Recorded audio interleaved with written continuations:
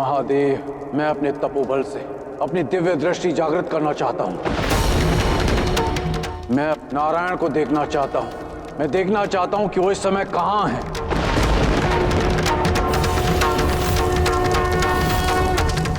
ऋषि भृगु ये तप एक विशेष दिव्य दृष्टि का आह्वान करने के लिए कर रहे हैं, जो सूर्य की प्रथम किरण उन पर पड़ते ही जागृत हो जाएगी। महादेव, यदि ऐसा हुआ तो अनर्थ हो जाएगा। आपको ऋषि भृगु को रोकना ही होगा महादेव। भक्त को उसका तप करने से रोकना नीति विरुद्ध है। ऋषि भृगु ये तप करके दिव्य दृष्टि पाने का प्रबंध कर चुके हैं। अब ये उनकी इच्छा पर ही निर्भर करता है कि वो इस दिव्य दृष्टि को कैसे और कब उपयोग में लाएंगे।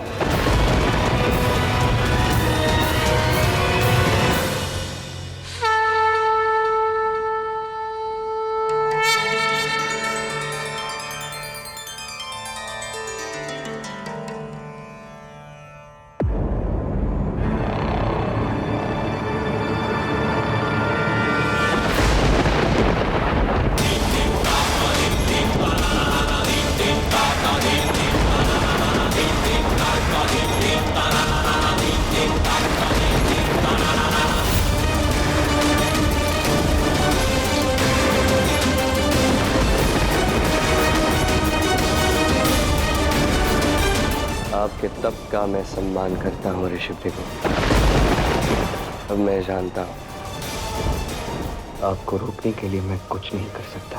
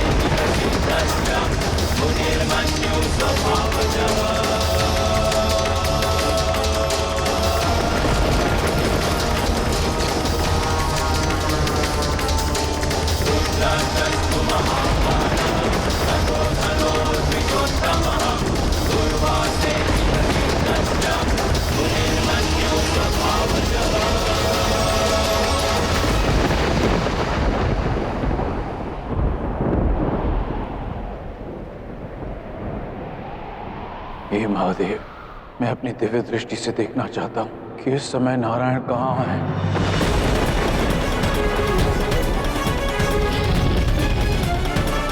हे नारायण, मुझे क्षमा कर दीजिए।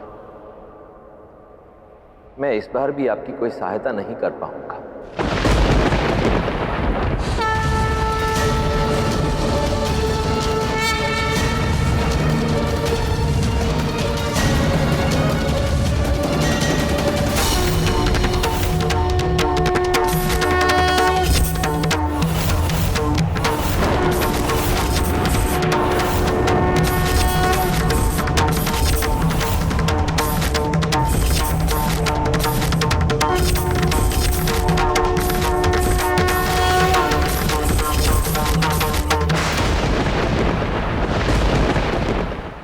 संभव है?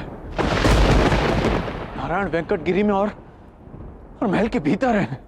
ऐसा कौन सा रूप धारण किया उन्होंने जो मैं उन्हें पहचान ही नहीं सका।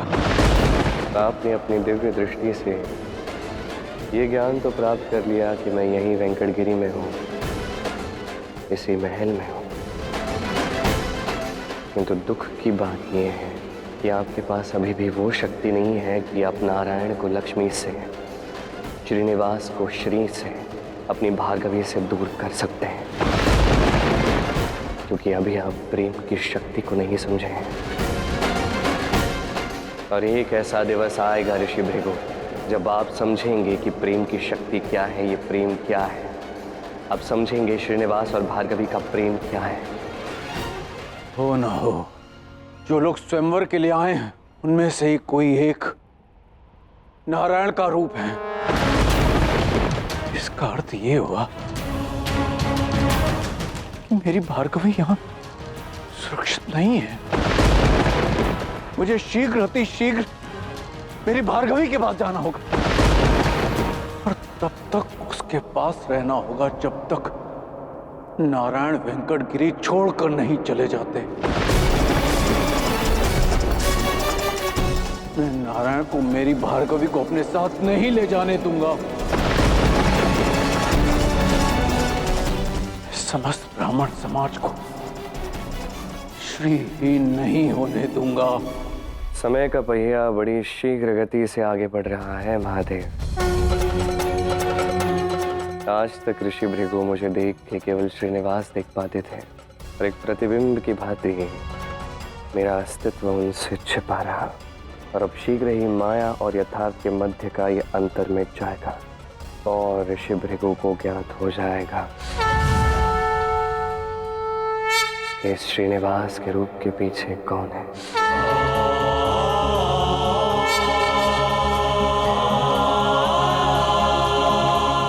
किंतु उससे पूर्व मुझे कुछ करना होगा। मेरे पास आज का ये दिवस है पद्मावती के स्वयंवर का अंतिम दिवस, जब मैं अपनी भार्गवी को पाने के लिए अटूट प्रयास कर सकता हूं, और मैं करूंगा। इस आंधी को भी अभी आना था। कहाँ इस समय मुझे स्वयंवर में होना चाहिए था और कहाँ मैं ये व्यर्थ के कार्य कर रही हूँ। आज बाबा आएंगे तो उनसे विनती करूंगी कि मुझे भी अपने साथ ले जाएं। आशा है कि बाबा मुझे मना नहीं करेंगे।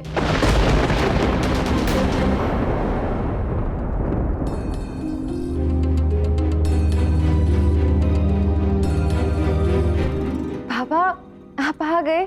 मैं आप ही की प्रतीक्षा कर रही थी। क्या है ना कि जब भी आप महल में स्वयंवर के प्रबंध करने के लिए चले जाते हैं ना, तो मुझे बड़ा ही अकेलापन लगता है। तो क्या मैं भी आपके साथ? मैं स्वयंवर नहीं जा रहा हूँ पुत्री, मैं आज यहीं रहूंगा अपनी पुत्री के पास। बाबा ये आप क्या कह रहे हैं? अब तो चयन करता है ना, और राजपुरोहित भी। ऊपर से राजकुमारी के स्वयंवर का आज अंतिम दिवस है। आपको तो जाना चाहिए ना। पुत्री, इस स्वयंवर ने मुझे बहुत कुछ सिखाया है, और सर्वप्रथम मैंने ये सीखा है कि शीघ्र ही मेरी पुत्री का भी विवाह होने वाला है। इसीलिए जितना हो सके अधिक से अधिक समय मैं तुम्हारे साथ व्यतीत करना चाहता हूं, क्योंकि मेरे लिए मेरी पुत्री से अधिक महत्वपूर्ण कुछ भी नहीं है। ना ये राज्य, न राजपुरोहित का पद, और न ही चयनकर्ता का दायित्व।